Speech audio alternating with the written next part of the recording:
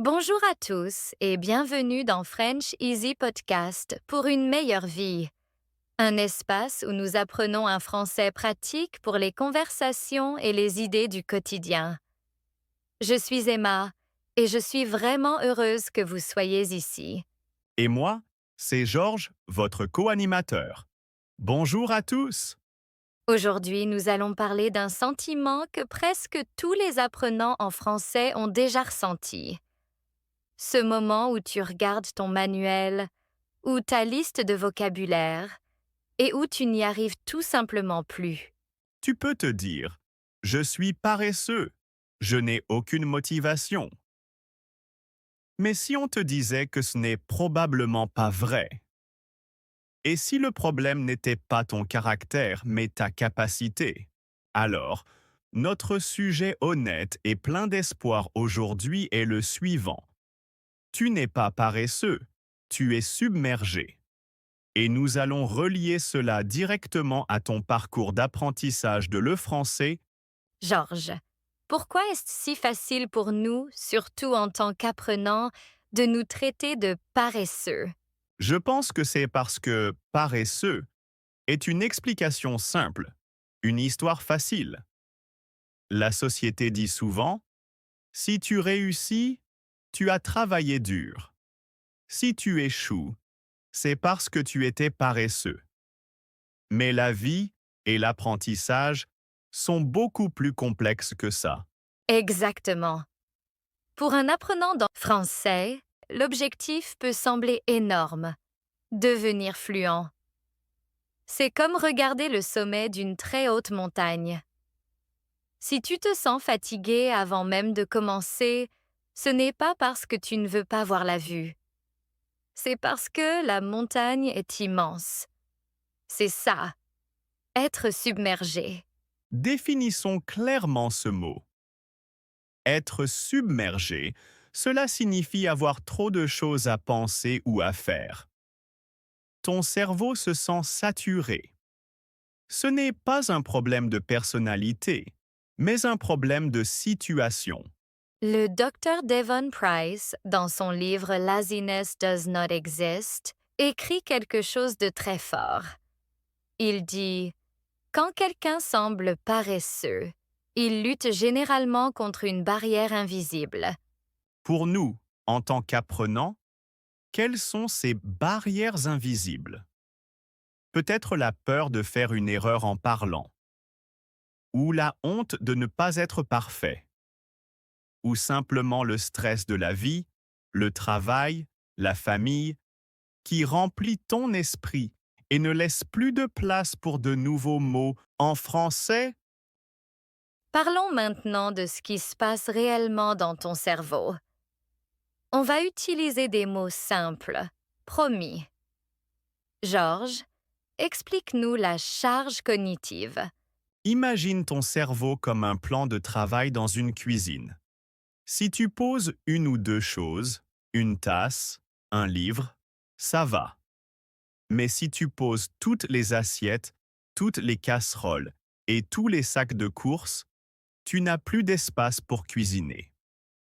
La charge cognitive, c'est simplement un terme scientifique pour dire combien de choses occupent ton esprit. Magnifique explication. Quand tu es stressé par le travail, inquiet pour ta famille, et que tu essaies ensuite d'ajouter des règles de grammaire en française, ton plan de travail mental est plein. Il n'y a plus de place. Alors le cerveau choisit de s'arrêter. Il dit « Ne faisons rien ». Cela ressemble à de la paresse, mais c'est en réalité une protection. Un autre terme important est le système nerveux. C'est le réseau de communication de ton corps pour le stress et le calme.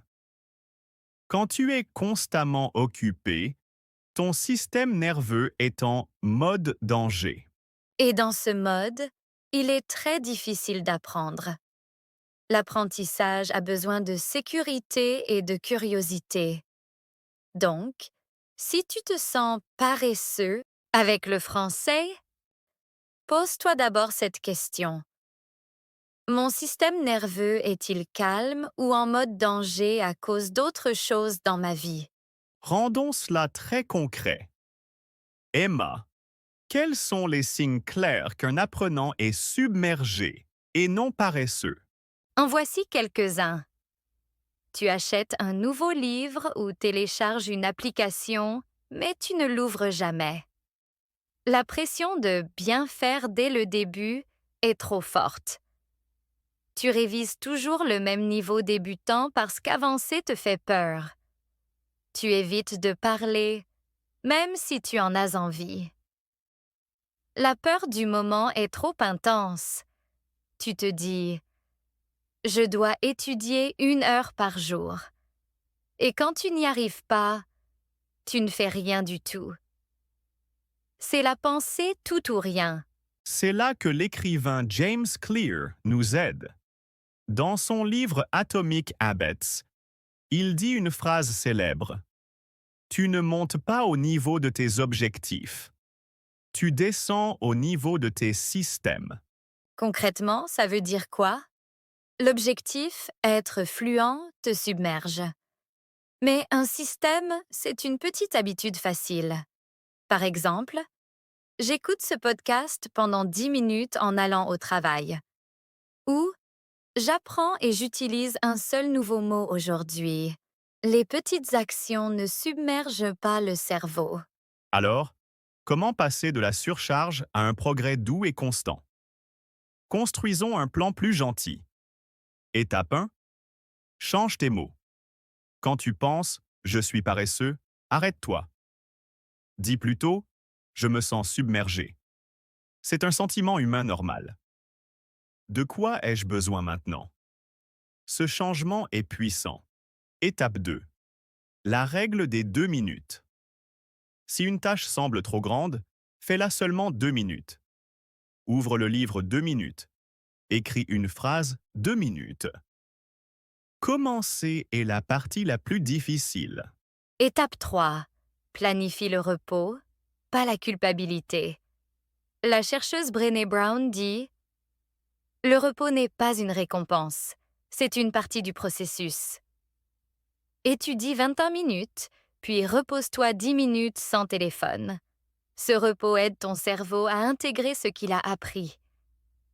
Étape 4. Baisse le niveau du succès. Aujourd'hui, réussir ne veut pas dire parler parfaitement.